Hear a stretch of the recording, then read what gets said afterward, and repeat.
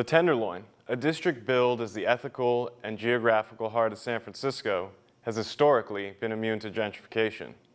This statement held true until about a decade ago when the Great Recession robbed the neighborhood of low-cost housing and light production space, repurposing it to house and entertain affluent suburbanites who are flooding the city in search of economic opportunity. In the spirit of reflection and perhaps redemption, I met with Kaytea Petro, an artist and marketer who was recently displaced from her art studio. The Clay Underground was a beautiful space. It was, there was about 25 artists with their own individual studios, and there was 1 to 2 art classes a day. What was awesome about it is the location.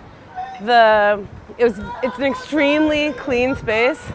Aw, she's not doing well tonight. And hi, I'm Rita Martin. I have the weight of the world on my shoulders, so I'm an addict.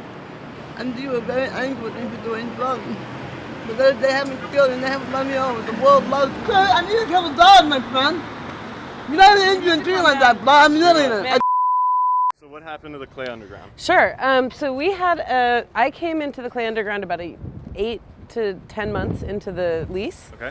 And we had a 5-year lease with a 5-year extension.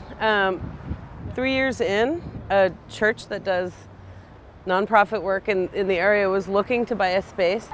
And I guess the nonprofit decided that because our space was built out so well, all they'd have to do is add a carpet and add some phone lines and they'd have a bunch of offices. So they refused our lease extension and they bought us out. This was $1 a square foot when we rented it.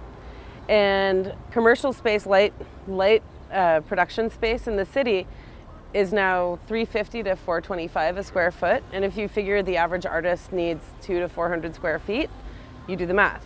Production space has been snapped up by pot growers. Like, pot growers can afford $350 a square foot. Right. Artists, honestly, we need it to be much cheaper. The Clay Underground is for now on permanent hiatus, packed away inside a shipping container. Of the 25 tenants, Kaytea was the only one to find a new workspace in one of only 4 remaining clay studios in the city.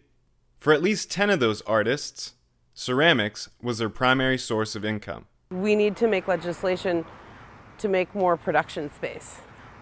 So we've been converting all this production space into being office space, and we've been converting, like, oh, lofts, and now you can live in a loft. And it's like, well, that was a factory. Factory spaces become other factory spaces if the legislation works. I think it's oversight. I think it's like people are like, ooh, there's big money there. There's big money for tech stuff, like, ooh, we can rent this, like, oh, this was shit space. Nobody actually wanted it. And it's like, actually, no, that was a sewing factory. You may have called it a sweatshop, but it was a sewing factory.